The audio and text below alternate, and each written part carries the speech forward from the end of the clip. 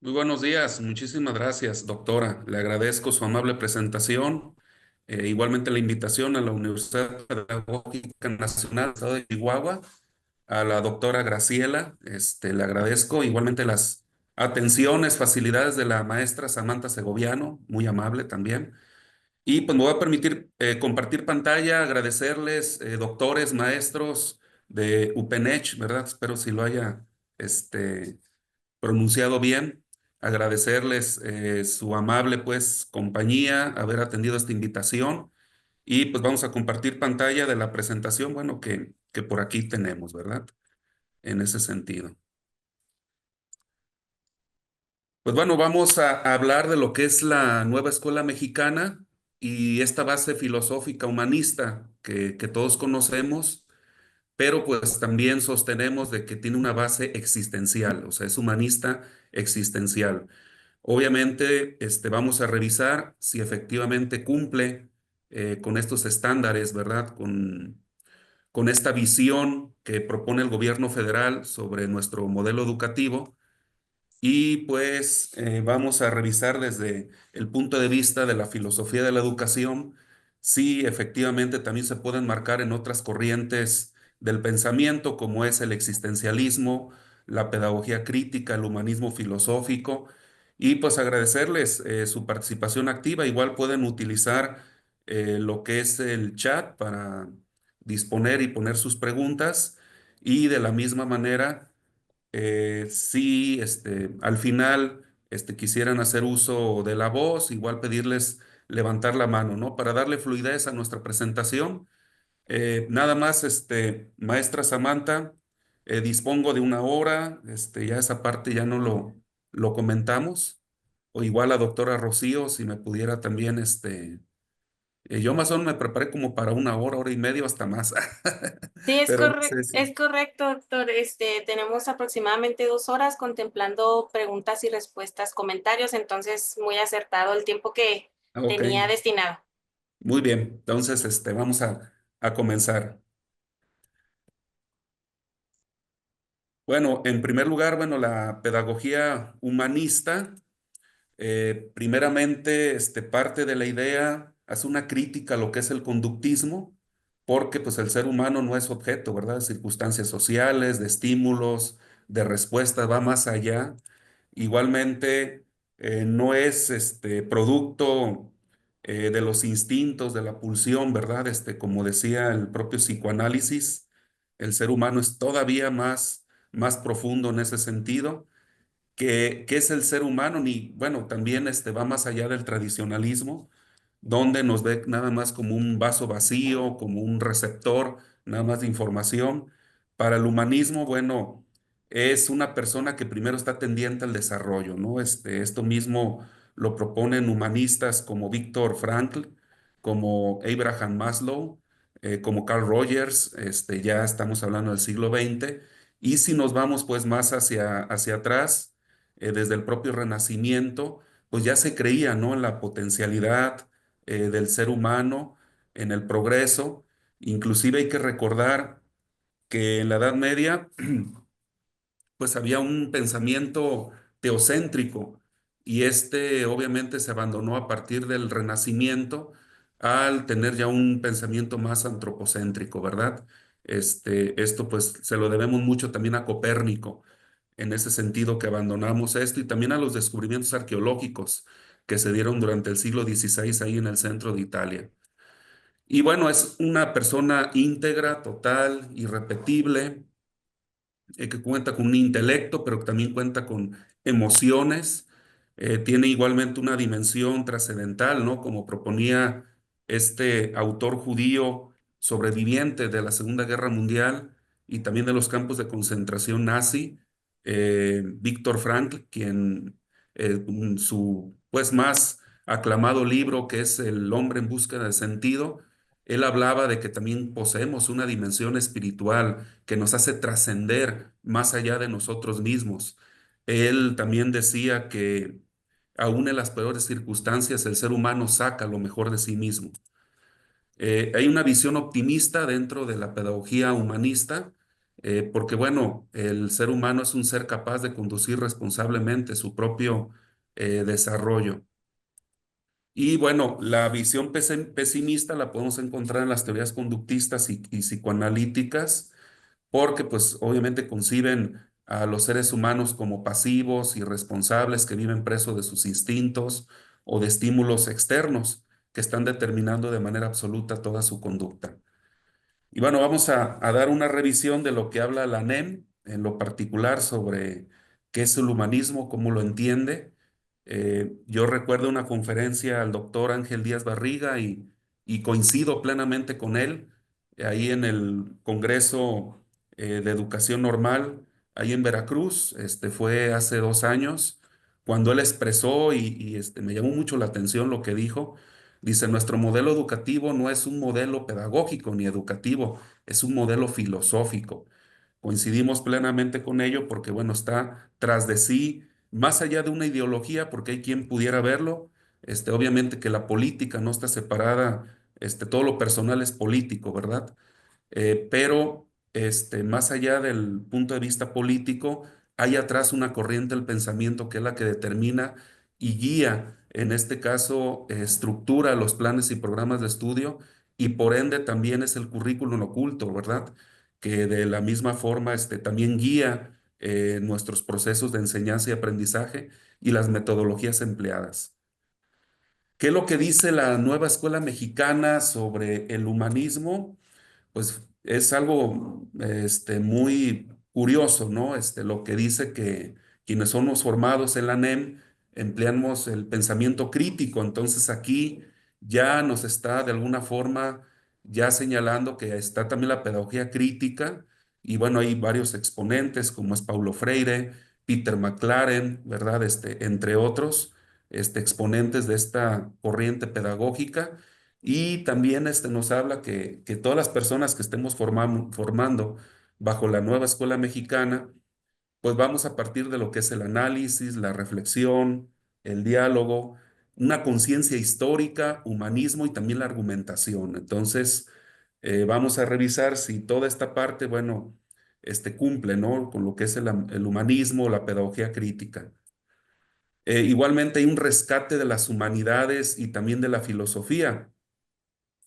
Entonces, yo recuerdo que, por ejemplo, dentro de la malla curricular se estaba proponiendo inclusive enseñar lo que son las epistemologías del sur, pero pues también vemos, por otro lado, que también las epistemologías del sur también es una base también propia de este modelo educativo.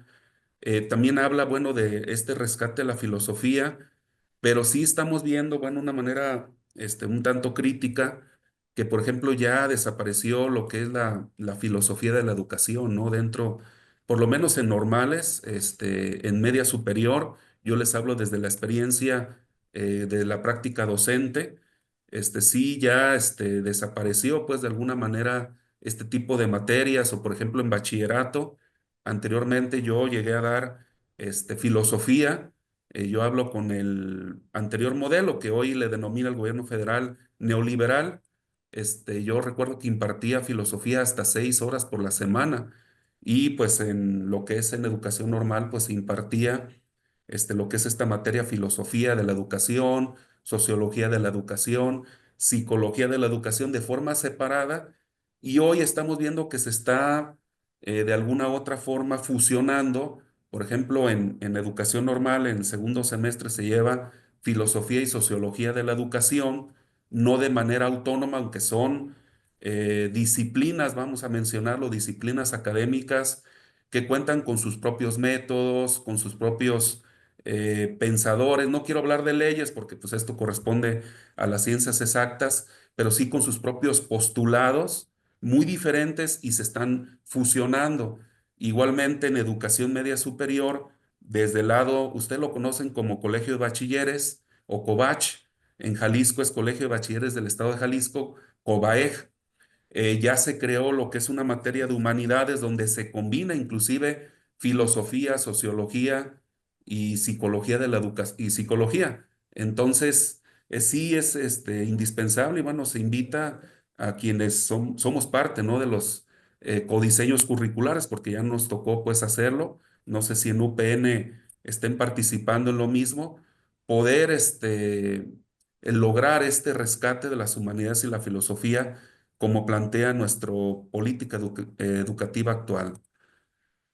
¿Qué más? Lo que dice la NEM, pues efectivamente es el respeto por la dignidad humana, igualmente lo que es también el respeto a los derechos humanos, igualmente el desarrollo integral de los individuos. Y fíjense que esto obedece, me voy a ir más atrás, no es algo nuevo, estamos bajo un paradigma de los derechos humanos y lo vemos desde el punto de vista jurídico. Estamos bajo un paradigma jus naturalista, o sea, es decir, que los derechos no nos los otorga la Constitución ni las leyes. Nosotros nacemos con los derechos humanos. Eso es lo que postula el naturalismo contrario al positivismo jurídico, que este sí nos plantea que efectivamente es la Constitución y las leyes la que nos otorgan los derechos humanos. ¿Por qué digo lo anterior? Porque el 18 de junio del año 2011 hubo la reforma constitucional más importante en nuestro país después de su creación el 5 de febrero de 1917. El 18 de junio del año 2011 fue cuando se elevó a rango constitucional los tratados internacionales en materia de derechos humanos. Se equipararon con las normas constitucionales. ¿Esto qué significa? Que aun cuando no haya derechos humanos reconocidos expresamente por la Constitución, pero sí por los tratados internacionales en los cuales participa México, que son todos, porque México firma todo tipo de convenios internacionales en materia de derechos humanos, son también, pueden ser reconocidos y validados por nuestro derecho interno.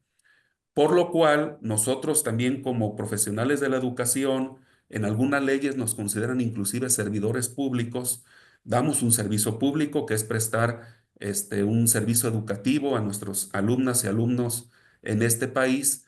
Debemos de velar por ese respeto a los derechos humanos que son progresivos, o sea, no son únicamente los que vemos en el texto legal, sino que van evolucionando constantemente conforme van haciendo diferentes tratados internacionales, instrumentos internacionales en materia de derechos humanos. Entonces, esto hay que tomarlo muy en cuenta. ¿Por qué di este antecedente? Porque este antecedente lo podemos ver actualmente ya, ahora sí, enmarcado dentro de nuestra actual política educativa. Y pues el humanismo para la nueva escuela mexicana es la base filosófica del sistema educativo mexicano, aunque pues yo considero que pues también tiene algunos aspectos de la pedagogía crítica desde el punto de vista pedagógico o de la teoría crítica desde el punto de vista filosófico. Cuenta también con algunos aspectos desde mi punto de vista del existencialismo y obviamente de las epistemologías del sur. Eh, pero bueno, en cuanto al humanismo, enmarca lo que es este nuevo modelo educativo. El modelo ya no está nuevo porque ya se continuó en este sexenio, sigue siendo la base filosófica del sistema educativo y apela por el desarrollo integral de todos los seres humanos. La persona es un eje central y aquí hay que hacer un hincapié muy, muy importante. En el constructivismo pedagógico, por ejemplo, se pone al alumno o a la alumna al centro. También lo veíamos en el enfoque por competencias durante el sexenio del presidente Enrique Peña Nieto, 2012-2018, se ponía al estudiante al centro y hoy se habla de la persona. Esta acepción semántica hay que verla, que es muy importante. Esta distinción semántica es muy importante porque es muy diferente hablar del estudiante al hablar de la persona. Si hablamos del estudiante, hablamos desde el punto de vista académico, cognitivo, pero si hablamos de la persona, estamos hablando de todas las dimensiones como una totalidad. Es decir, una persona desde el punto de vista un ser, desde el punto de vista cognitivo, estético, ético, social, emocional, espiritual, entonces de identidad, algo más integral totalmente, ¿no? Entonces, si hablamos de persona, vamos más allá de los vamos a decirlo, de los estándares curriculares, vamos más allá de los planes y programas de estudio, nos vamos a enfocar en la persona, no solo en sus intereses, en sus expectativas, en sus necesidades, como nos planteaba el constructivismo, sino inclusive también en la parte afectiva, emocional, social, estética inclusive. Por eso también vamos a ver más adelante que esta es la parte que sí es necesario también enfatizar dentro del humanismo, también es de que hay que rescatar también la parte artística, literaria del ser humano. Entonces, si tiene alguna pregunta, colegas, con todo gusto aquí el chat está a sus órdenes. Igualmente, al final pedirles el favor, pues que también pudieran hacer uso de la voz y así lo ven prudente, ¿no? Para hacer alguna participación, algún complemento. Con todo gusto estamos a la orden.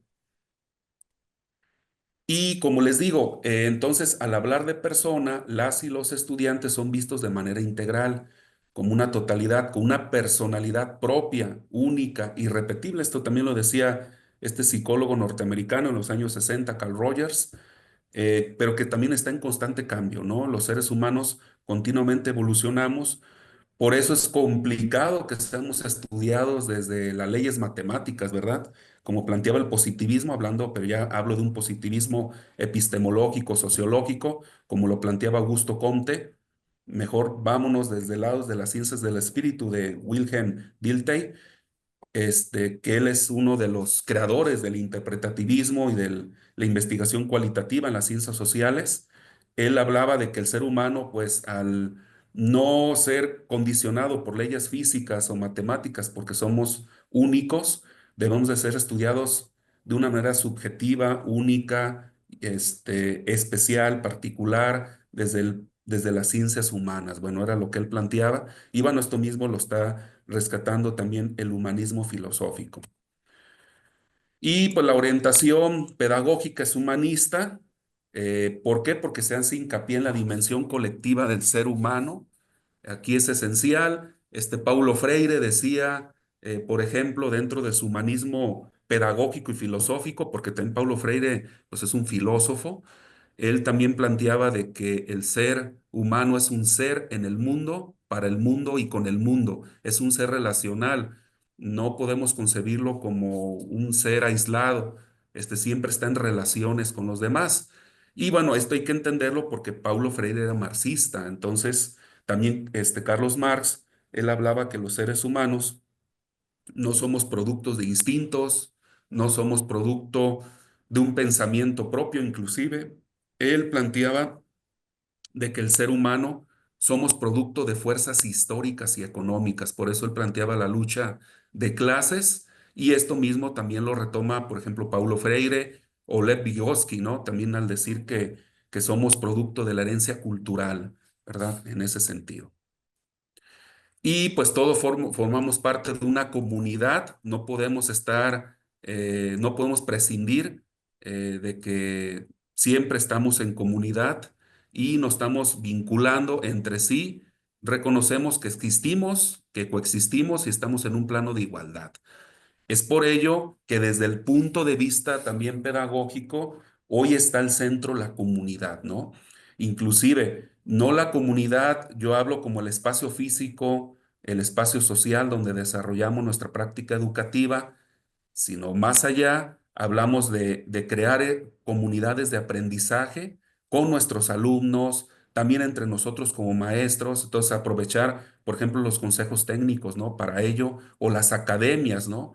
En ese sentido, para poder aprender unos de otros, poder compartir nuestras experiencias culturales. Por eso hoy también se habla de diálogo intercultural y aquí entra de manera muy importante también Vygotsky, ¿no? Que él precisamente hablaba del docente como un mediador intercultural a través del lenguaje. Entonces, es esencial que también formemos este tipo de comunidades de aprendizaje, como está planteando pues también nuestro modelo educativo. El humanismo, como aquí nuevamente hace énfasis, lo que es la nueva escuela mexicana, parte de la idea de que todos somos seres sociales, que actuamos de forma colectiva e interdependiente. Y pues igualmente el humanismo, desde el punto de vista, este libro de Vázquez, que él hizo un libro muy interesante sobre humanismo y nueva escuela mexicana. También el humanismo parte de la centralidad de la dignidad humana. O sea, todos los seres humanos somos dignos de respeto. Inclusive anteriormente a la Constitución, yo digo antes de la reforma del 2011, hablaba que los mexicanos éramos, al hablar de garantías individuales, todas las personas pues, que habitamos territorio mexicano, pues podemos eh, tener este tipo de derechos, ¿no? Que consagra la propia Constitución. A partir de la reforma del 2011 ya habla que cualquier persona, ¿no? Que esté en territorio mexicano por el simple hecho de serlo, tiene este tipo de derechos. Entonces, pues todos tenemos derechos humanos y estamos obligados, ¿verdad? Todo el mundo desde nuestra esfera a respetarlos y hacer que se respeten. Entonces, esto es parte de la dignidad humana. Y bueno, vamos a ir, me gusta mucho también la parte filológica, etimológica, ver de dónde viene la palabra de humanismo, viene de humanus, que es una raíz latina que significa naturaleza humana, alude al ser humano como persona. Entonces, en este sentido, la nueva escuela mexicana sí está cumpliendo con esta parte porque es una persona, un ser único e irrepetible con talentos y potencialidades propios. Entonces, esto hay que tomarlo en cuenta porque nuestras alumnas y nuestros alumnos cuentan con este tipo de capacidades y ya nos toca a nosotros como docentes poderlos desarrollar dentro del aula de clase. Por eso se habla ya de una escuela de excelencia. Se habla de una escuela de excelencia porque la idea es desarrollar todas las potencialidades de nuestros estudiantes. De la misma forma, otra acepción es una persona culta y virtuosa, preparada y educada. Hoy, por ejemplo, se habla de literacidad. No sé si ustedes han escuchado esta palabra o este término. Por ejemplo, la Universidad de Guadalajara ya sacó, bueno, hasta ahorita yo, es la única institución que yo tengo conocimiento hasta ahorita. No dudo que nuestra máxima casa de estudios también ya lo esté planteando, lo que es la maestría en literacidad. Es decir, hoy ya no es suficiente saber leer y escribir como nos planteaban los anteriores planes y programas de estudio, es decir, que tengamos únicamente comprensión lectora, ¿no? Sino que seamos capaces de ser cultos, es decir, poder conversar sobre cualquier materia, poder, así como somos ciudadanos globales, estar enterados de todo lo que acontece a nuestro alrededor y ser virtuosos, ¿no? Era algo que inclusive la virtud, algo que proponían los griegos, hablamos siglo VI antes de Cristo, V antes de Cristo, durante el siglo de Pericles, que fue cuando floreció la cultura occidental y obviamente los grandes filósofos griegos que conocemos, Sócrates, Platón, Aristóteles, los estoicos, ¿verdad? Y empezaron a florecer estas grandes corrientes del pensamiento. Ellos hablaban también de virtud, es decir, ausencia de vicios, personas dedicadas a lo que es la contemplación, ¿no? Filosófica, la introspección. Entonces eso es parte de la virtud y ser preparados y educados, ¿no? En ese sentido.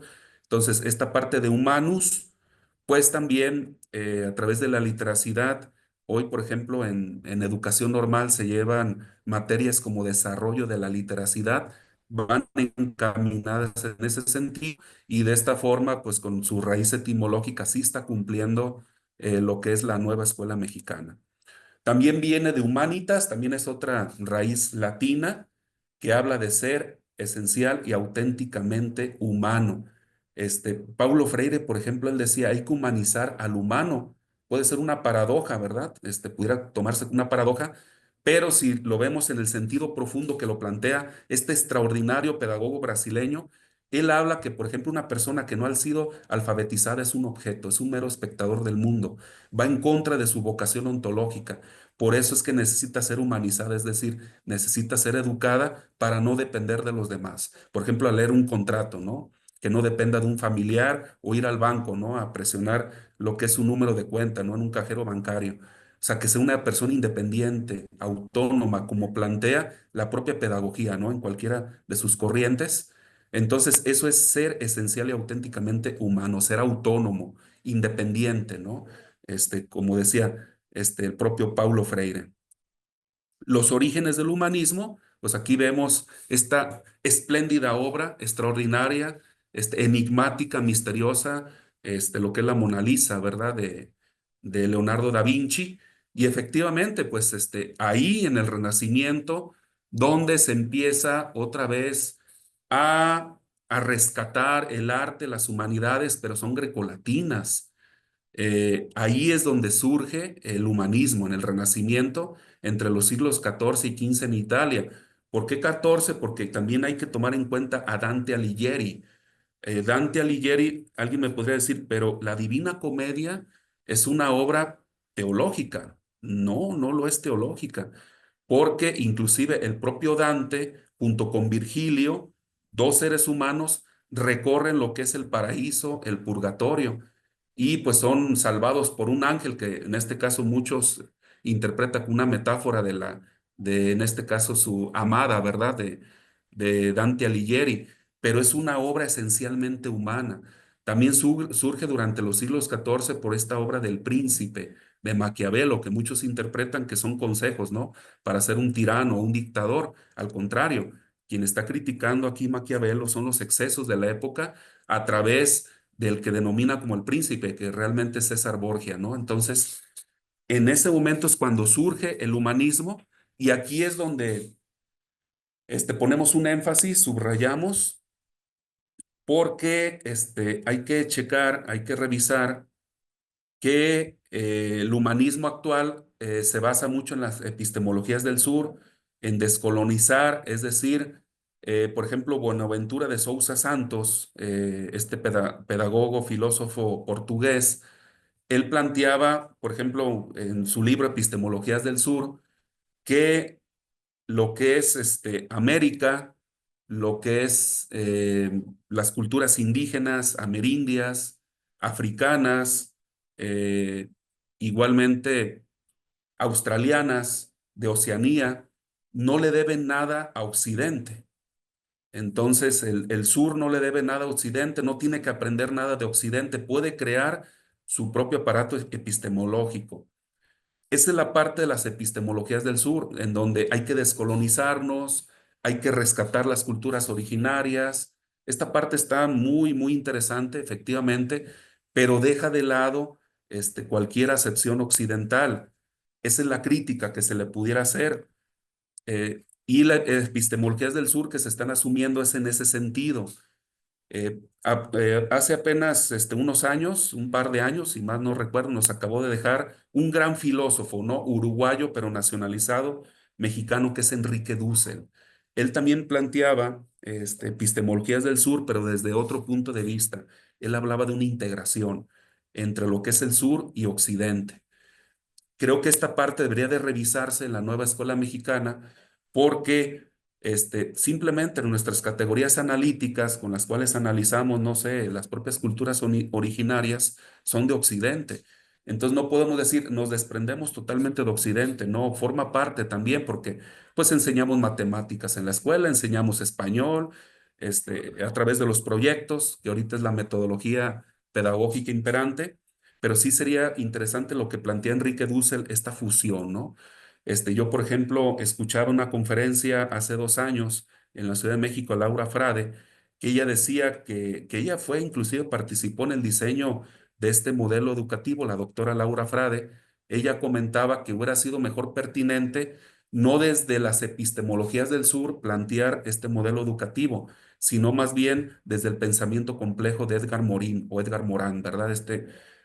Autor, filósofo, pedagogo francés que aún no sobrevive, ya sobrepasa los 100 años, está activo, aún da conferencias, y sí sería interesante que desde su óptica hubiéramos planteado lo que es este nuevo modelo educativo, porque a través del caos, o sea, se crea el orden, lo vemos hasta el Big Bang, ¿no? Entonces, a través del caos se crea el orden, y pues todas las disciplinas no podemos decir que son autónomas, están relacionadas, que eso es el pensamiento complejo, y hubiera sido interesante desde ese punto de vista haber planteado la nueva escuela mexicana. Igualmente, se plantea a través del humanismo que la razón y el pensamiento crítico están por encima de cualquier dogma religioso.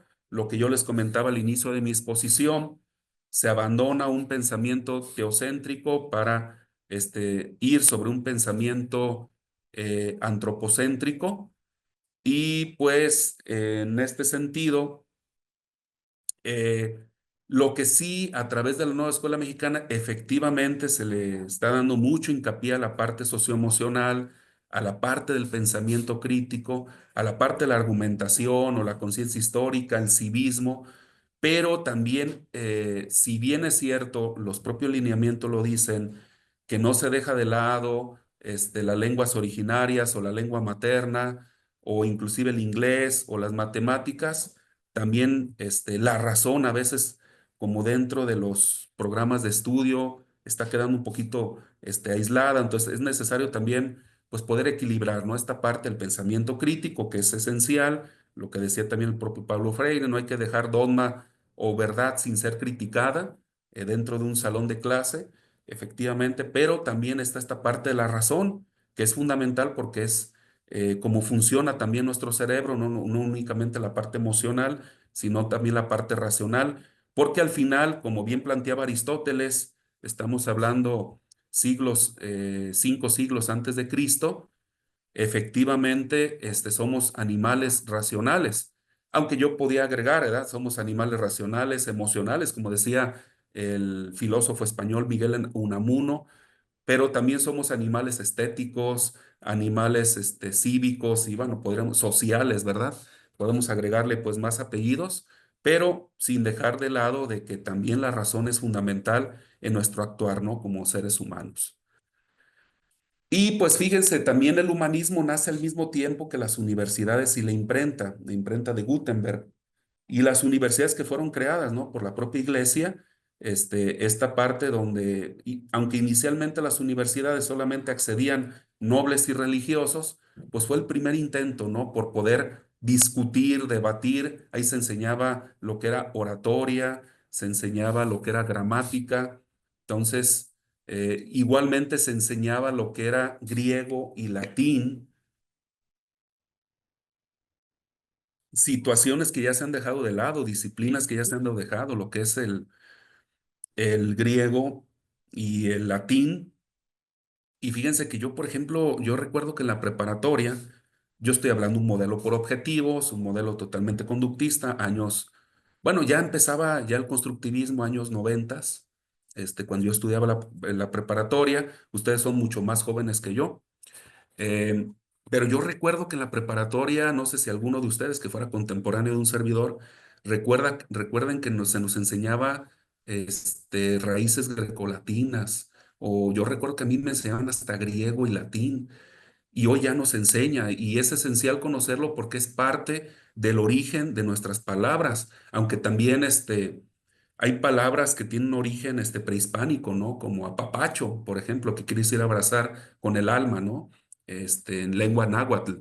Entonces, como que deberíamos de equilibrar, por eso les digo que mi planteamiento es, mi postura es de que más que apelar por unas epistemologías del sur, probablemente de Bonaventura de Sousa Santos, que es el que influyó parte en el diseño de esta política educativa, deberíamos propiamente partir pues de unas epistemologías del sur, pero planteadas por Enrique Dussel, ¿verdad? Ese es mi punto de vista para tratar de equilibrar esta parte, ¿no? No ser tan extremos. Y pues era también lo que mencionaba, también al inicio de la exposición, el humanismo abandona ese pensamiento teocéntrico donde Dios era el objeto de la filosofía, el objeto inclusive de la propia educación, en ese momento en la Edad Media, para abogar por un pensamiento más antropocéntrico, ¿no? En ese sentido. Las características es de que las obras se empiezan a escribir en idiomas originarios. Hay que recordar que San Jerónimo en esos tiempos imprime y lo que es traduce de latín la Biblia pues a lenguas originarias ahí en Europa y crea lo que es la Vulgata. Entonces, eso fue un rompimiento, obviamente, vamos a decirlo, epistemológico, una ruptura epistemológica porque da un acceso democrático del conocimiento sin quererlo, ¿verdad? San Jerónimo o Martín Lutero, que también hace la misma situación al traducir de latín al alemán lo que es la Biblia, entonces empieza esa renovación, ¿verdad? Ese renacimiento en Europa Y pues inclusive yo creo que ni los propios pensadores, literatos, artistas como Miguel Ángel, Rafael o Leonardo da Vinci se dieron cuenta del impacto, ¿no? que iba a tener todas sus ideas, ¿no? en la propia actualidad. Se redescubren las obras clásicas, por ejemplo, se empieza a estudiar a Virgilio, que es el creador de lo que es a través de la Eneida, ¿verdad? Lo que son las novelas pastoriles, o por ejemplo, los dramaturgos griegos como Sófocles empiezan a ver lo que son los principios y las leyes para crear el teatro, porque realmente el teatro siempre se ha hecho como lo hacían los griegos. Y inclusive por algo Carlos Marx decía, él siempre cito yo esta parte, dice Carlos Marx que nosotros somos una nota a pie de página de los griegos. Entonces empiezan a descubrirse las obras clásicas y empiezan a estudiarse, por ejemplo, los libros de arquitectura, eh, inclusive se empiezan a estudiar. Podemos ver ahí que en este espléndido cuadro de Leonardo da Vinci, me parece que es la Virgen de la Cueva, así se llama, o no recuerdo si es de su maestro Verrocchio, que es donde se puso el celoso, ¿verdad? Por este ángel, creo que va a ser de su maestro. Em, en ese sentido, se puede ver ahí claramente que la Virgen, bueno, está formando un triángulo, es decir, proporciones geométricas, así como los propios griegos y los romanos diseñaban lo que son sus propias esculturas, porque ellos hablaban de que había una proporción exacta, ¿no? en el cuerpo humano. Y pues de esa manera es como diseña también Leonardo da Vinci sus obras. Y se promueven obviamente los valores filosóficos, estéticos de Grecia y Roma. Esta es la parte que sí sería importante que el humanismo y la nueva escuela mexicana también esté promoviendo. No podemos desdeñarlo porque ha sido parte de la formación de muchas generaciones, entonces no podemos romperlo porque también es parte, recuerden lo que dice el propio Vygotsky, somos producto de la herencia cultural, de la herencia sociocultural o histórica, entonces es fundamental también no borrar esta parte de la historia y seguirla también potenciando y rescatando. Y bueno, ahí vemos algunos de los representantes de lo que es el humanismo. Pues está Francesco Petrarca, Giovanni Boccaccio, el de Camerón es una obra satírica, pero la verdad recomendable ampliamente. Inclusive se han hecho películas, ¿no? sobre el de Camerón. Está Dante Alighieri, Erasmo de Rotterdam, que él efectivamente fue una persona que en este sentido, rescató también parte, él era holandés, rescató lo que es de Países Bajos, este legado grecorromano. Está Nicolás Maquiavelo, Francesco Petrarca, que es el que ven ustedes ahí en pantalla, Tomás Moro, que inclusive fue quemado, ¿verdad?, por la Inquisición, y Juan Luis Vives, ¿no? Este pedagogo italiano que él mencionaba de que el maestro debe ser como un padre amoroso con sus estudiantes. O sea, de alguna otra manera rompía él con la concepción tradicionalista de la época, donde recuerden que el tradicionalismo, como por ejemplo planteaba Comenius o Raticius, está ampliamente recomendable la obra de Jesús Palacios de la cuestión escolar. Ellos decían de que el castigo no era una manera de aleccionar a los estudiantes. Pues imagínense, Juan Luis Vives llega, rompe con esta noción y él comenta que no, que el maestro debe ser un padre amoroso de sus estudiantes. Es algo muy interesante. ¿Por qué? Porque ya estaba el humanismo en la época. Doctora, Rocío y maestra Samantha, nomás me permiten hacer una llamadita muy rápido porque aquí una instrucción que me dejaron y ahorita vuelvo así, nomás permítame cuestión de 2 minutitos. ¿Sí me permiten? ¿Sí me autorizan? Sí, claro, Adelante, doctor. Sí, Adelante. les dejo esa lámina y nada más denme cuestión de 2 minutitos, por favor. ¿Sí? Ya pude resolverlo, ¿eh? Doctoras, maestra, un saludo por aquí, si me permiten, puedo dar un Adelante. comercial, ¿verdad? Un saludo, fíjense que están conectados, le agradezco a la maestra Samantha también las facilidades y a la doctora Graciela. Están conectados aquí tanto personal docente, administrativo, también algunos estudiantes de la Escuela Normal Experimental de San Antonio Matute. Les agradezco enormemente.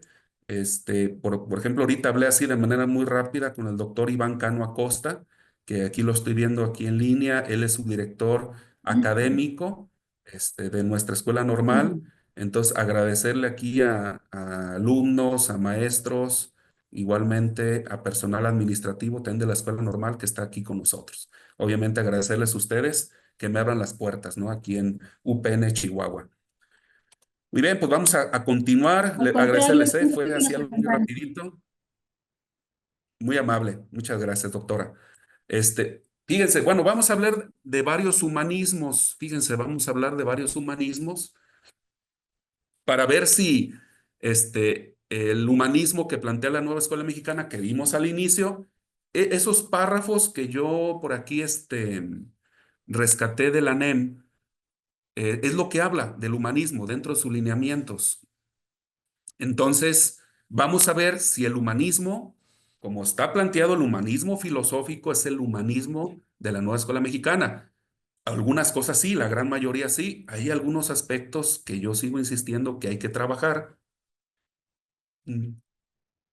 Y pues eso es lo que estamos, hay que tratar de ser críticos, pues la nueva escuela mexicana nos invita, ¿verdad?, a ser críticos. Y luego los maestros y las maestras de este país nos distinguimos, ¿no? Por ser muy críticos. Déjenme ver porque por aquí veo algunos comentarios. Saludos compañeros, buenos días, gracias por la conferencia que aborda la NEM. La persona al centro de la NEM o la comunidad al centro. ¿De qué forma se entienden esos conceptos? Fíjense que aquí lo curioso es que por un lado, dice la NEM, la persona es el eje del modelo educativo, el eje, es decir, sobre donde gira, ¿verdad? Donde gira el modelo. Y hablamos de persona, lo que comentamos, porque no únicamente vamos a ver la dimensión cognitiva, sino la dimensión estética, social, ética, emocional, espiritual. Bueno, espiritual no la habla, pero sí habla de ese tipo de aspectos, cívica. Entonces, eso es la persona, o sea, más allá de un estudiante, hay una persona, la que estamos nosotros atendiendo a través del servicio educativo. Y la comunidad está al centro, por lo que comentábamos, ¿no? De que hay que implicar la comunidad a través de los proyectos. Yo siempre, al hablar con mis chicos, chicas, ahí en la normal, siempre les recomiendo de que todos sus proyectos comunitarios, al momento de ir a sus jornadas de prácticas profesionales, le den un enfoque comunitario. O sea, que no se quede únicamente en el salón de clases o en la escuela, sino que inviten a la comunidad, ¿no? Entonces, y hacer comunidad. También hacer comunidad, también con nosotros como docentes, también entre docentes y alumnos y los propios alumnos, que esto no es propiamente trabajo en equipo, sino diálogo intercultural, el compartir los saberes culturales, el compartir las propias experiencias que se viven en la comunidad, que los problemas que planteemos en los proyectos partan de la comunidad. Espero ya haber clarificado aquí la pregunta de la maestra Lupita. El colega Francisco Javier Flores, ¿qué se entiende por persona, DDH? DDH son derechos humanos, interculturalidad es diálogo de saberes, el compartir las experiencias culturales en la NEM.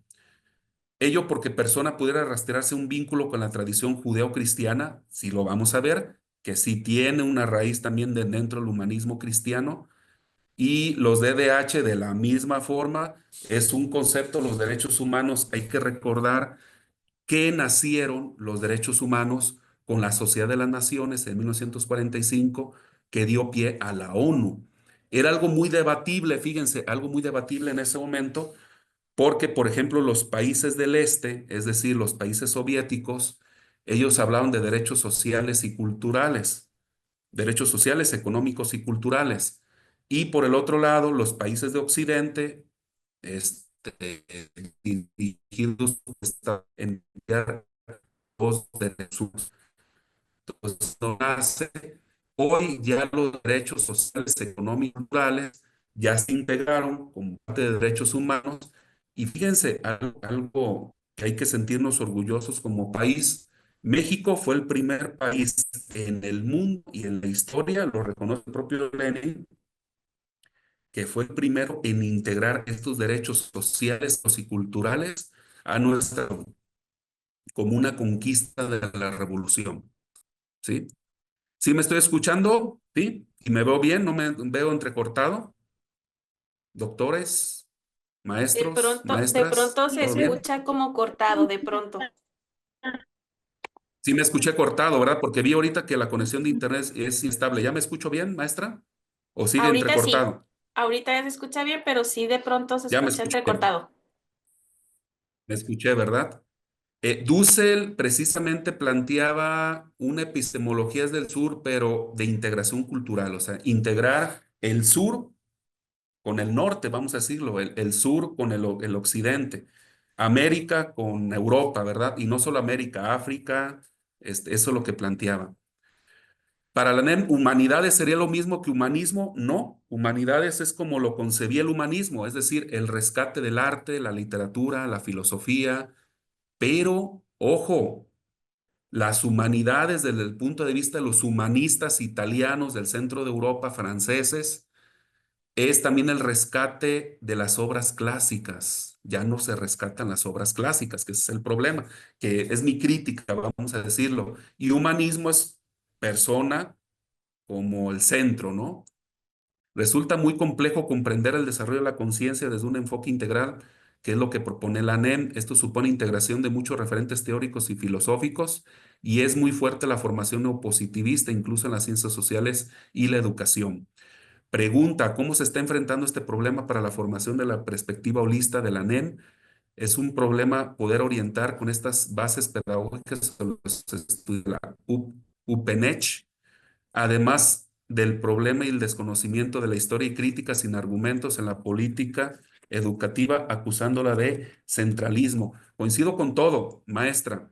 Voy a tratar de responder la pregunta. El detalle es que, mire, si se fija, vamos a iniciar un nuevo semestre, vamos a iniciar un nuevo ciclo escolar y hay nuevos programas de estudio. ¿No se han fijado eso? O sea, todavía no hay, está aterrizada totalmente la NEM. Sigue todavía en construcción. Entonces, lo que usted comenta, efectivamente, el problema principal es que no está aterrizada. Todavía no está en las bases, todavía las maestras y los maestros de este país, todavía sí te da un norte por donde la NEM, pero faltan muchos aspectos por dilucidar, como los que usted comenta, efectivamente. Y saludos, doctor, doctora Sonia, la maestra Patti Franco, muy interesante la participación del doctor Moisés. Felicidades, solo una pregunta. ¿Cuáles son los riesgos de un planteamiento del humanismo pedagógico mal comprendido o mal entendido? Pues aquí el detalle es de que se están obviando algunas cosas y más que obviando se están eh, alejando o se están segregando algunas cosas que son importantes que plantea el humanismo y que hay que rescatar, que son las que yo trato de ser puntual. ¿Por qué se dice el humanismo de la NEM? El humanismo no es universal, se escucha entrecortado. Hablo del humanismo de la NEM, colega doctora Elvira, trato de hacer una comparación entre el humanismo que plantea la NEM, por eso digo humanismo de la NEM, con el humanismo filosófico, porque el humanismo es una corriente filosófica, todo bien. El problema es lo dinámico de la transformación y la necesidad de participar en construir el modelo de la NEM, efectivamente. Bueno, vamos a revisar entonces los tipos de humanismos que hay. Está el humanismo moderno. Este humanismo moderno, la palabra ya humanidad dentro de la pedagogía, fue por primera vez este pedagogo alemán en pantalla, que es Nietzsche, en 1808, y decía a las personas que se consagraban al estudio de las humanidades y lenguas clásicas como el latín y griego. Esta es la parte que tal vez nos va a integrar dentro de la Doctor, se mexicana. le A está mí me cortando, entrecortando parece, mucho. se me está cerrar y abro el audio. ¿Ahí ya me escucho o se sigue entrecortando, maestra? Ahora sí ya. ¿Sí? Les hablaba. La palabra, el humanismo ya dentro de la pedagogía por primera vez se planteó en 1808 por este pedagogo alemán, Hammer, y él hablaba de todas las personas que se consagraban al estudio de las humanidades y las lenguas clásicas como latín y griego. Parte que integrar a la NEM. No podemos olvidar parte también de nuestra historia, porque pues esto es, por ejemplo, lo que construyó, ¿no? El castellano y lo que construyó nuestra actual lengua y más allá, ¿no? Entonces, esto es lo que no está rescatando. Desde mi punto de vista, claro que aquí podemos tener opiniones divergentes. Esto es lo que no esté rescatando la nueva escuela mexicana, ¿no? El descubrimiento de las obras clásicas, latín y griego, junto, que está muy bien lo que está haciendo también la nueva escuela mexicana, junto con las lenguas originarias, junto con las obras prehispánicas, por ejemplo, o las obras de nuestras comunidades indígenas. Es esencial integrar todo ello, así como planteaba Enrique Dussel. Vamos a seguir viendo. Igualmente, en el humanismo moderno se empezaba a enseñar no solo historia, sino también poesía. Ya no hay, por ejemplo, talleres de expresión o lengua oral y escrita, pero nosotros dentro de nuestros proyectos podemos hacerlo, ¿no? El poder que ya nuestros estudiantes puedan tener también la oportunidad de poder expresarse a través de estos géneros literarios, del teatro, la poesía, el ensayo o la retórica, ¿no? Que es la oratoria, tiene sus orígenes con Cicerón. Estos festivales que anteriormente se hacían, volverlos a rescatar y que empiecen también a expresarse nuestros estudiantes. Aquí la parte que tenemos muy favorable son los proyectos. Y una característica de los proyectos es su flexibilidad. Entonces, podemos rescatar en este sentido todo esto que plantea el proponismo. De la misma forma, la gramática, la ortografía, dentro de lo que es la literatura, hay que enseñar también, aquí lo plantea el humanismo, y la filosofía moral o la ética, ¿no? El rescate de los valores. Entonces, esta parte pues es esencial poderla revisar dentro de las políticas educativas. Aquí también lo que plantea la nueva escuela mexicana es la revalorización del magisterio. Nos ven ya los maestros como expertos, por eso nos están invitando dentro de las propias escuelas, ya sea escuelas normales, no sé, en UPN Vivir a codiseñar planes y programas de estudio. Entonces, tenemos la oportunidad de integrar este tipo también de disciplinas pues a nuestro curso. Entonces, ver también lo que planteaba el humanismo y ver que eso que planteaba el humanismo filosófico lo sigue planteando también el humanismo que habla la nueva ola mexicana en ese sentido. Bueno, el humanismo contemporáneo, que es el humanismo marxista, no fue Carlos Marx el creador propiamente, sino es sus seguidores. Este se desarrolla en la Segunda Guerra Mundial y pues chaca la categoría de individuo e individualismo. Recuerden lo que dice la NEM, habla de dimensión colectiva del ser humano y está muy acorde a lo que planteaba Marx, ser humano, ser social, algo que también rescata Vygotsky, y posee una entidad grupal y producto de las fuerzas históricas sociales, ¿no? No somos producto de nuestra propia individualidad. Aunque les digo, este humanismo marxista, que lo vemos ahí en la NEM, vamos a decirlo, choca, pega, ¿verdad? En pared con el humanismo que, por ejemplo, plantea Carl Rogers, al decir, somos personas únicas, irrepetibles, con potencialidades, ideas propias. Y esta es la parte que, bueno, sería importante ponernos de acuerdo, ¿verdad? De cuál humanismo vamos a asumir. Si el humanismo es marxista o el humanismo que planteaban estos psicólogos norteamericanos como Abraham Maslow o Carl Rogers.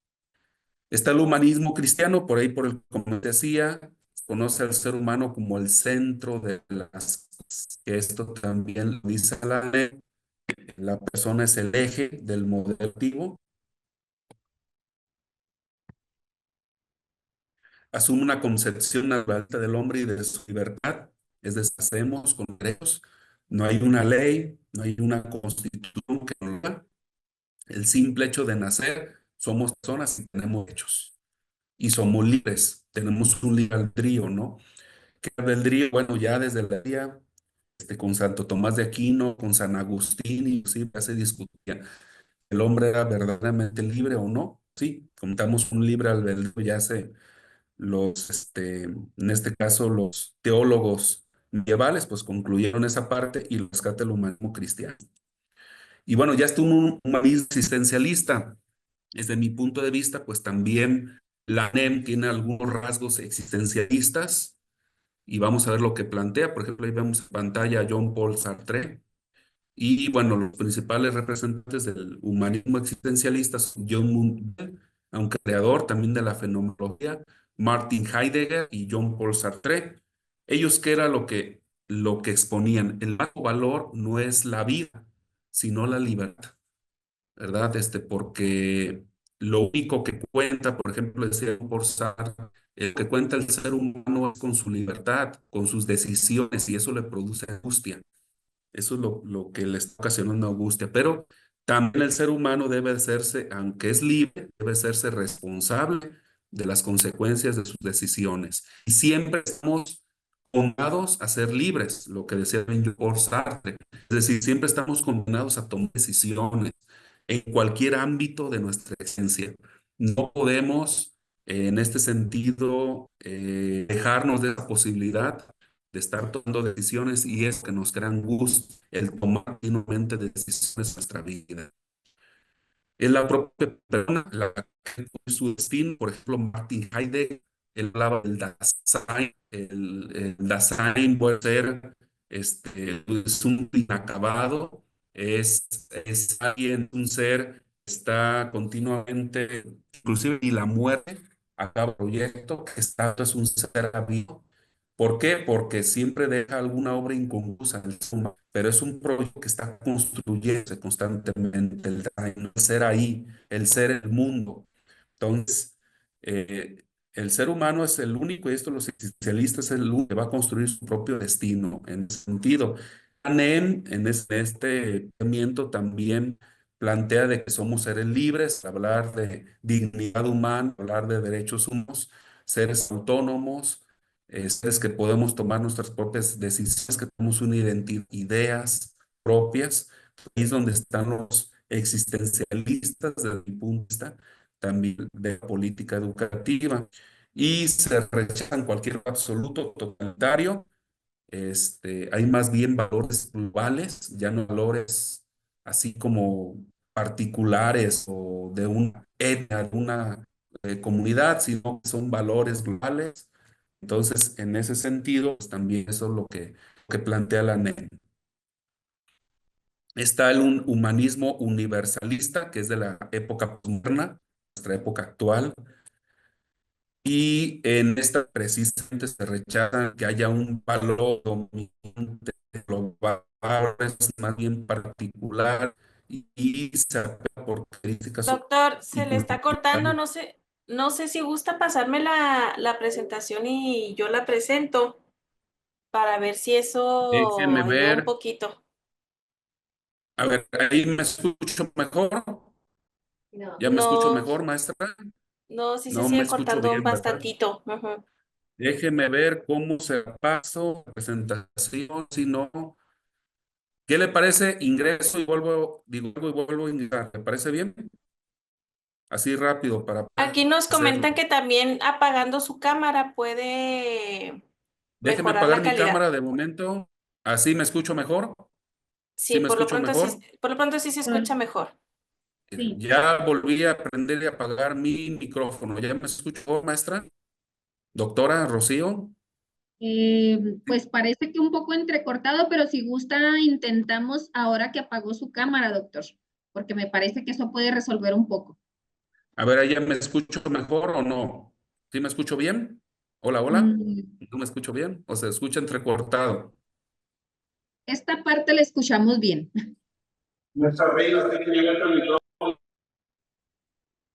Muy bien. Entonces, ya estamos por aquí. Espero ya me esté escuchando bien. Sí, Y pues vamos en este momento a sí. continuar.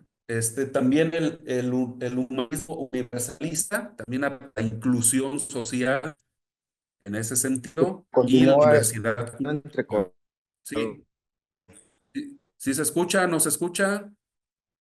¿Se escucha? ¿No se escucha? ¿Cómo estamos? ¿Sí? Sí se escucha. Bien. Continuó Muy escuchando entrecortado. entrecortado, doctor. Y ahí ya me escucho mejor. ¿Sí me escucho bien? Pues se escucha como un eco, tal vez va a continuar el problema de que se ha entrecortado. No sé si... Miren, lo que voy a hacer, Ajá, déjenme así más hacer algo rápido. sí, Voy a desconectarme a conectarme, a ver si esto funciona. perfecto.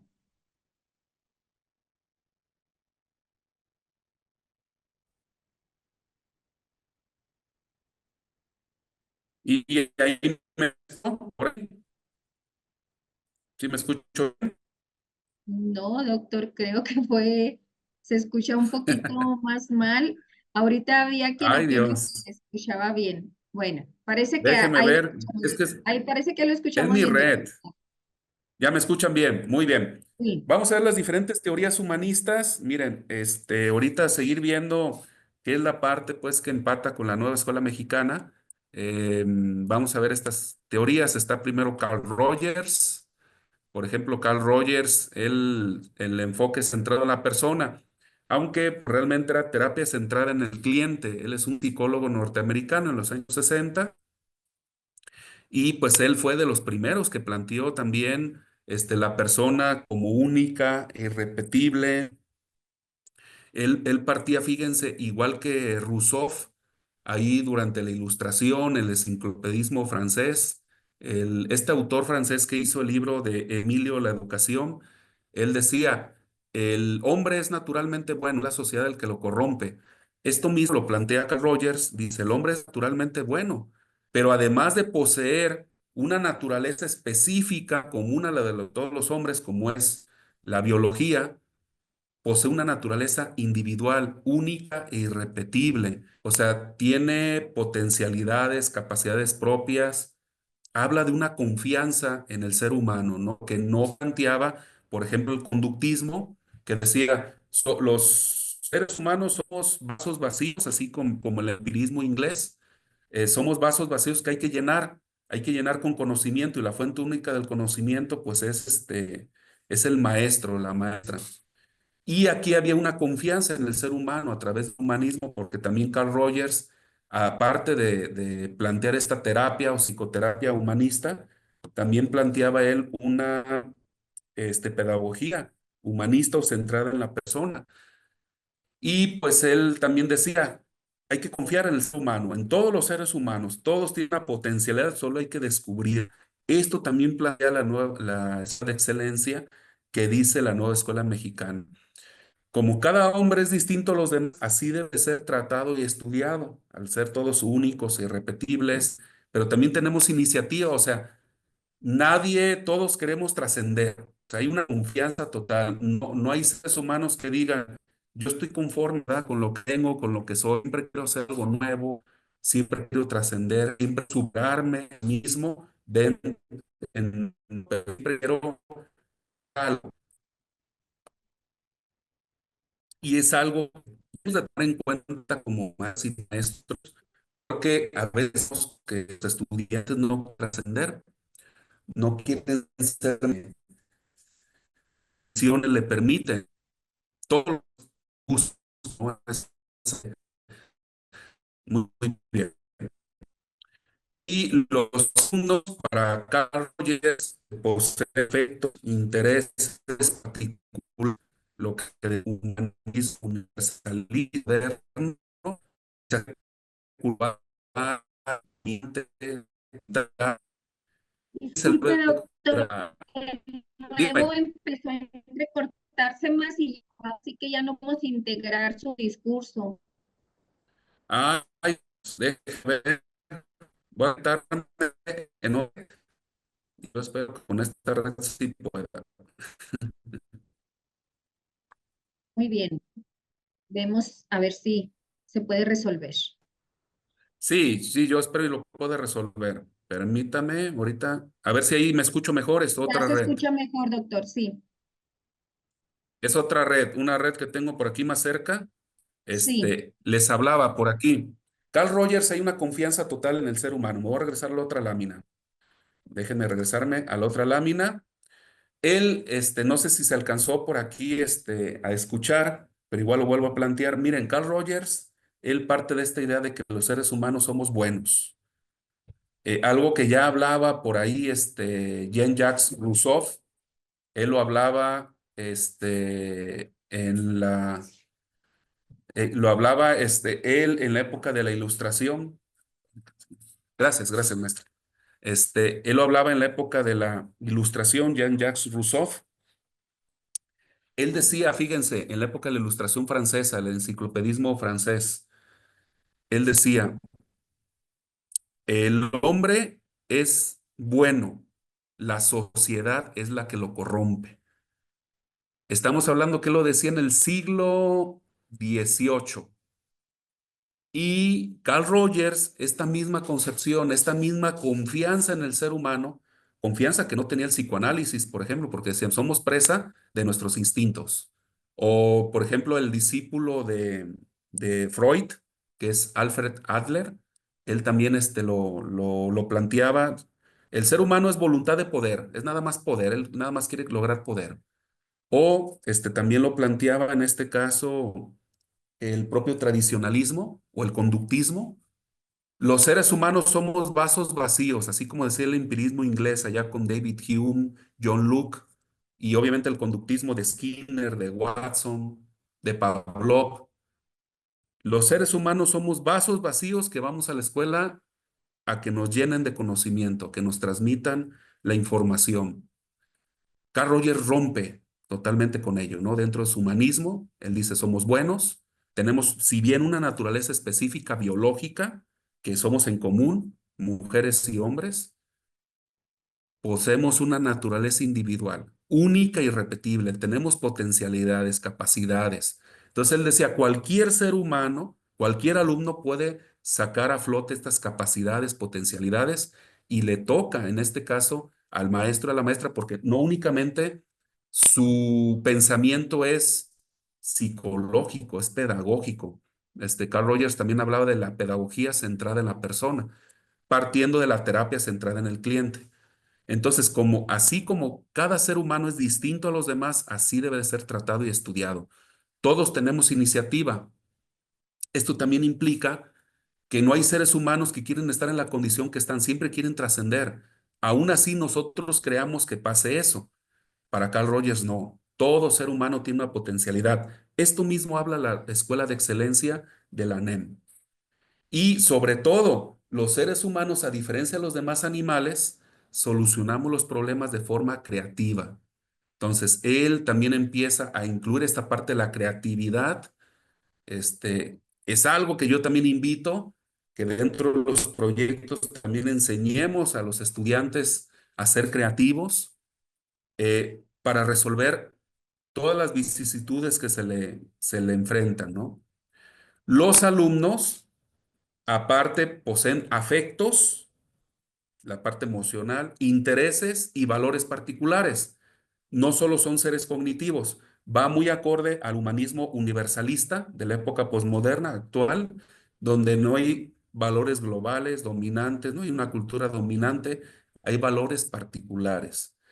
Y hay que considerar a las personas como totales, es decir, no solo cognitivamente, sino también socialmente, estéticamente, éticamente, todo lo que hemos estado revisando. Ahora bien, la finalidad del profesor humanista no es gobernar almas, sino formar estudiantes en la toma de decisiones. Hay que recordar que el humanismo de Carl Rogers también es existencialista. Esta parte que dice Jean Paul Sartre, estamos condenados a ser libres, a estar tomando continuamente decisiones. Y también Carl Rogers también es de los primeros en mencionar que impera el respeto a los derechos, o sea que no únicamente, más allá de los afectos, más allá de la parte académica, también nuestros estudiantes cuentan con derechos y hay que respetarlos. Lo cual también rompe con el tradicionalismo y el conductismo que ponía por delante a lo que es el castigo, ¿no? Como una forma, así lo decían, ¿no? Los tradicionalistas de aleccionar al ser humano. Esto mismo coincide con Paulo Freire, los ámbitos de lo justo e injusto deben de ser cuestionados. Toda verdad, todo dogma debe ser cuestionada en el aula. Así lo planteaba el pedagogo brasileño y también este psicólogo norteamericano también lo enfatiza. ¿Qué son los rasgos del profesor humanista, según Carl Rogers, y que pudiéramos también rescatar dentro de la nueva escuela mexicana?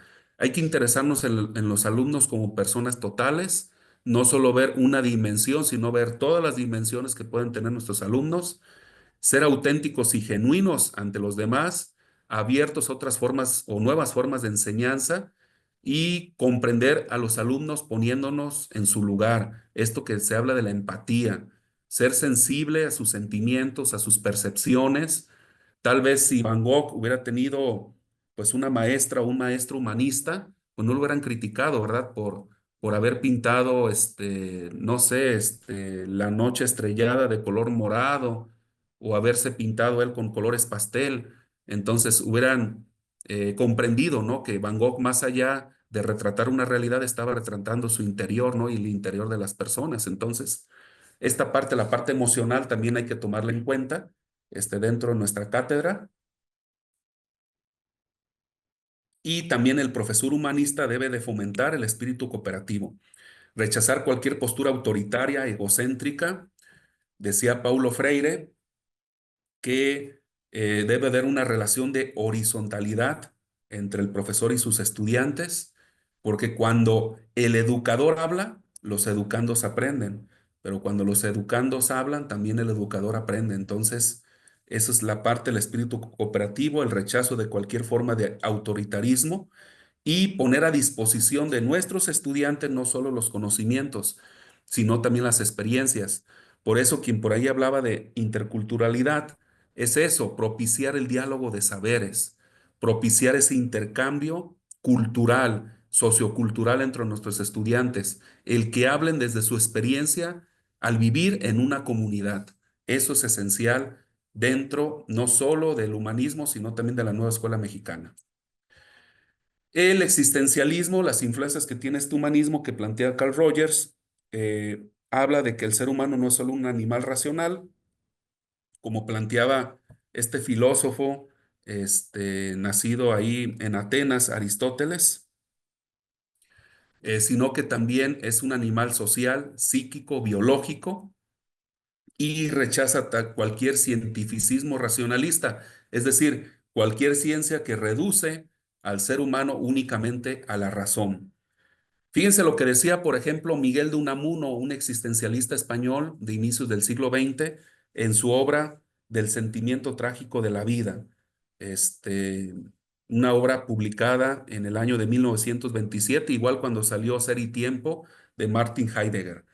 Miguel de Unamuno, este espléndido filósofo español, él decía, el, la ciencia es razón, pero la razón no es vida, porque la razón no toma en cuenta las emociones, porque el ser humano, antes de escribir con la razón, lo hace con el corazón, con las emociones, lo hace con los tuétanos, pero lo hace con cualquier otra cosa que no sea el cerebro. Por eso la razón no es vida, la vida es emoción, es sentimiento, y por eso lo que es real es vital, no es racional. Entonces, era lo que comentaba Miguel de Unamuno, muy acorde un poquito con esto que estaba mencionando, es el cientificismo racionalista. También lo que es el humanismo también tiene influencias de la fenomenología planteada por Edmund Husserl, que hay que acercarnos a los contenidos de la conciencia sin teorías, sin prejuicios, sino lo que atrapa, ¿no? Lo que atrapa en la conciencia, lo primero que se nos viene a la mente cuando vemos un objeto, eso así es como conocemos que es la intuición que hablaba Edmund Husserl. Y el humanismo es también existencialismo. Hay un libro también de Jean-Paul Sartre que así se denomina, humanismo es existencialismo, porque el ser humano siempre es selectivo, siempre tiene que tomar decisiones y hay que enseñar a nuestros estudiantes a tomar decisiones ante un problema. Entonces los proyectos es recomendable plantearlos de esa manera, que siempre tomen decisiones. Inclusive al enseñar filosofía, o al enseñar ética, se puede enseñar lo que decía Matthew Lipman a través de dilemas morales. O sea, siempre que haya cursos de acción ante una situación, que los estudiantes tomen siempre un curso de acción, siempre tomen una posición. Es esencial eso, es parte de nuestra naturaleza humana, el hecho de que estamos condenados a ser libres, como decía Jean Paul Sartre. Pero también somos capaces de elegir y construir nuestro propio destino, lo que también planteaba y les decía yo de Martin Heidegger, es decir, que el ser humano es un Dasein, es un proyecto inacabado, abierto, que siempre está construyéndose. Aún así, ni la muerte acaba ese proyecto, lo decía él. Y es libre para establecer sus propias metas. O sea, hay que tener una confianza. Al hablar de humanismo, es tener una confianza plena en nuestras y nuestros estudiantes en cualquiera de los ámbitos donde nos desempeñemos, porque todos los estudiantes, como los maestros, somos responsables de tomar nuestras propias elecciones. Y bueno, la teoría de Rogers también hablaba de que el ser humano también siempre está tendiente hacia la actualización. Algo, fíjense lo que nos invita, ¿verdad? También como maestras y maestros. Inclusive es una de las 11 competencias para enseñar de Philippe Renaud. No sé si recuerdan cuando enseñábamos bajo el enfoque por competencias de que uno de los principios con el que debe de actuar las maestras y los maestros es el que debe de haber una actualización permanente. Pues igual, también siempre cualquier persona está tendiente hacia la actualización. Y esto, pues, es algo biológico que nos permite sobrevivir, ¿verdad? Dentro del medio. Entonces, también Roger es un tanto evolucionista, ¿no? Este, entre más actualizados estemos, no que acumulemos información, ¿eh? Porque la información, aunque la acumulemos, siempre está en la red, está a distancia de un clic en Google. Más bien que nos estemos actualizando, estemos adquiriendo nuevos saberes, nuevas habilidades. Por ejemplo, hoy se habla de las habilidades tecnológicas o en inteligencia artificial. Esto nos va a permitir mantenernos, ¿no? Dentro de lo que es el mercado, vamos a decirlo, productivo dentro del ámbito laboral. Y pues siempre el ser humano progresa de forma cualitativa a niveles superiores. Entonces, esto también parte, algo que también recogería también Abraham Maslow, son contemporáneos, que siempre estamos tendientes a crecer, al desarrollo.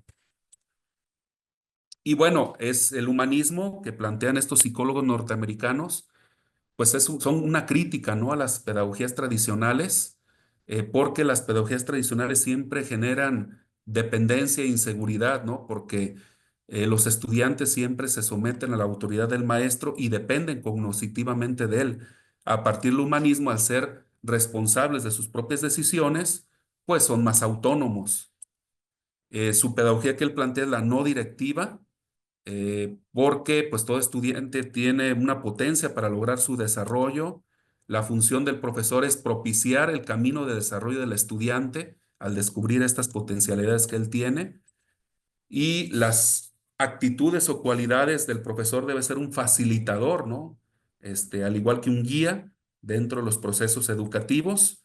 Debe ser auténtico, mostrarse tal como es, genuino ante sus colectivo de estudiantes. Debe de tener un aprecio, una aceptación incondicional, ¿no? Hacia sus propios estudiantes, una comprensión empática, ponerse en el lugar de los demás. Y entre los recursos que propone Carl Rogers, pues está en el contrato. Fíjense, el contrato de aprendizaje.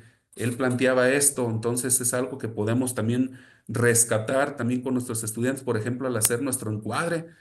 Es decir, que el estudiante asuma una participación en las tomas de decisiones de cómo se va a llevar a cabo el programa de estudios, sino no solo, bueno, planteaba Rogers de qué aprender, cómo aprender, sino cuándo y para qué aprender. Entonces, que se tomen ahí pues una serie de acuerdos, lo que planteaba él, y que esto pues va a asegurar el éxito, ¿no? Dentro de la tarea educativa. Y pues también el asumir la propia responsabilidad en el proceso de aprendizaje al comprometerse a lograr determinados resultados. Entonces, dentro de este contrato que planteaba Carl Rogers, que podemos nosotros también rescatar dentro de nuestras cátedras, nuestras enseñanzas, es que también los estudiantes busquemos la forma de que ellos también se comprometan a lograr metas. Entonces es algo interesante, ¿no? Lo que está también planteando este humanista norteamericano. Y fíjense, él también hablaba de vincularse con la comunidad. Entonces podemos ver de esta manera que aunque no lo diga expresamente, la nueva escuela mexicana, la NEM, tiene influencias de este psicólogo, porque él habla de que al vincularse con la comunidad es vivir las experiencias que pueden ser resultado de esta relación que desde que nacemos, mantenemos con nuestra comunidad de origen. Estas experiencias que vivimos hay que llevarlas al aula y participar en la solución de problemas no solo de una forma teórica, sino en comunidad de aprendizaje, es esencial también para el éxito de lo que es este trabajo educativo, como lo plantea este psicólogo norteamericano. Él igualmente es de los pioneros de la enseñanza tutorial, aunque también ya la planteaba por ahí Vygotsky, no le denominó así como tutores.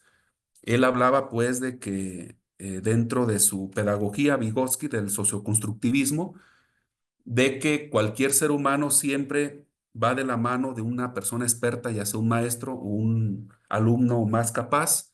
Pues esto mismo también lo rescató Carl Rogers al hablar de una enseñanza donde siempre se deben de establecer pares, tutores, alumnos tutores, dentro del proceso de enseñanza-aprendizaje de alumnos avanzados, para que pueda apoyar a alumnos que no lo son. Y también esto él decía que garantizaba, ¿no? Una atención individualizada dentro del proceso de aprendizaje, porque recuerden que todos los alumnos son personas únicas, irrepetibles dentro de su concepción. Bien, déjenme ver algunas de sus preguntas que por aquí están planteando. Déjenme ver. Dice, es decir, decía que es capaz de autorrealizarse, efectivamente, maestra Laura. Exactamente, comenta el maestro Ricardo, nuestros alumnos como personas totales, además de ellos, muy como lo propone la ANEM, tomar en cuenta las comunidades en donde se desarrollan nuestros estudiantes. Yo espero y a partir de esta ponencia, maestras, maestros, colegas, también nos queda un poquito más nítido esta parte de algunos conceptos, ¿no? Que maneja la ANEM en este diálogo intercultural que yo sostengo con ustedes, porque muchas veces se nos dice de interculturalidad, pero como bien planteaba un maestro, pero ¿a qué se refiere, no, la ANEM con la interculturalidad o con la enseñanza tutorial o el vincularse con la comunidad? Al revisar a los autores, probablemente nos permite tener una mejor claridad, ¿no? De qué es lo que debemos de hacer como docentes, ¿no? Para poder propiciar estos escenarios de aprendizaje. Y luego habla por aquí la maestra Lupita sobre la urgencia de incorporar el modelo de la NEM, lo está marcando la velocidad del desarrollo tecnológico con la inteligencia artificial. Ahorita, efectivamente, maestra, uno de los desafíos éticos es la utilización de la inteligencia artificial y es algo que nos estamos enfrentando continuamente los docentes, las y los docentes, porque pues ya no sabemos si los trabajos que nos están entregando nuestras y nuestros estudiantes son legítimos o originales o son producto, ¿no? De un programa que tiende a sustituir muchas funciones de aprendizaje. Pregunta, ante el avance de la tecnología y la deshumanización que tiende a imponer el dominio de las sociedades bajo la dependencia, ¿qué otros argumentos se pueden agregar para motivar a los docentes para conocer esta propuesta de la NEM? Muchas personas consideran que se trata de una reforma educativa más. Pues mire, la reforma educativa, bueno, yo no creo que es una reforma educativa más, porque en primer lugar, pues ya hay otra metodología con el cual llevar a cabo nuestros procesos de enseñanza-aprendizaje, que son los proyectos. Eso por un lado. Por el otro lado, cómo motivar, ¿no? A nuestros estudiantes para que salgan de ese círculo de dependencia que ocasionan las tecnologías. Desde mi punto de vista, es de dos formas. Y siempre aludo al rescate de la filosofía y la literatura. Es decir, si a través de la filosofía y el desarrollo del pensamiento crítico en el aula, donde toda verdad es cuestionada, como plantea Carl Rogers o como plantea Paulo Freire, empezamos a motivar a nuestros estudiantes a ser críticos, se pueden ir alejando de esta dependencia tecnológica, sobre todo de la IA. ¿Y de qué otra forma? Yo creo de manera muy romántica, pudieran decir, en la literatura. Es decir, si empezamos a crear talleres de expresión oral y escrita donde puedan nuestros estudiantes desenvolverse y sacar a flote sus emociones como bien planteaba Unamuno, ya les hacía por ahí la cita, ¿verdad? Em, a través de eso, de la literatura, que puedan expresarse a través de un ensayo, una poesía, una oratoria, a través, no sé, de un teatro, yo siento que vamos a ir abandonando esa dependencia. Ese es mi punto de vista, ¿eh? La mejor opinión la van a tener ustedes. El problema central es la posición de autoridad de muchos formadores de docentes. Pues ahí está lo que nos dice Carl Rogers y lo que nos dice también el propio Paulo Freire. Hay que abandonar estas posiciones de autoritarismo. Son esenciales, ¿no? Comenta el maestro Ricardo Rodríguez en el caso de la Sierra Tarahumara. A ver, déjeme ver, ya se me movió un poquito por aquí el comentario. Y otros lugares se necesita más una escuela humanista, no solo por la afección de las tecnologías, sino además por los ambientes tóxicos o violentos en donde actualmente viven los jóvenes. Es decir, que se desarrollen y exploten malas emociones, los sentires. Pues yo diría, maestro Ricardo, con mucho dolor o pena, pudiéramos decir, no solo esto es privativo de nuestros hermanos tarahumaras o tal vez de comunidades cercanas, sino de cualquier espacio de nuestro país. Es muy triste porque sí, efectivamente, lo que usted retrata lo podemos ver en muchos ámbitos en nuestra sociedad. La maestra, la doctora Esther Soto, dice: doctor, lo felicito por la forma sencilla y amena de mostrar y explicar el objetivo de la ANEM. Los autores que al respecto nos apoyan. Afortunadamente, mucho de esto lo hemos trabajado de alguna forma en modelos educativos anteriores. Coincido. Hay cosas que también se rescatan que no se han desdeñado, pero hay cosas notoriamente nuevas. Efectivamente, hay que llevar a nuestros alumnos a desarrollarse al mismo tiempo en todos los sentidos para lograr un ser humano integral y no enfocarnos únicamente en su desarrollo cognitivo.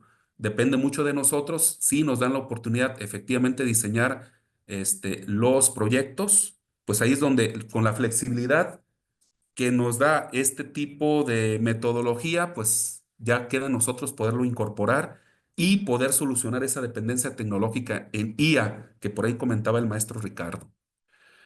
Muy bien, vamos a continuar. Fíjense que también Carl Rogers, él estaba recomendando que también los docentes humanistas propiciemos en nuestros estudiantes la investigación.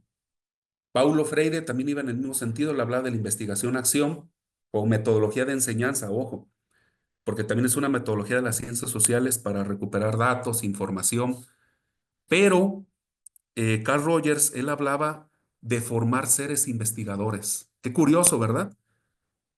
La investigación, hay una etapa del proyecto, recuerden que hay una etapa del proyecto donde los estudiantes investigan para solucionar el problema que se les está planteando. Entonces va muy acorde esta parte. Fíjense lo que dice Carl Rogers. Es que participen nuestros estudiantes en la investigación científica, pero fíjense, científica, ¿eh? Método científico, observación, planteamiento de hipótesis, probar hipótesis, formular teorías. Eso es investigación científica.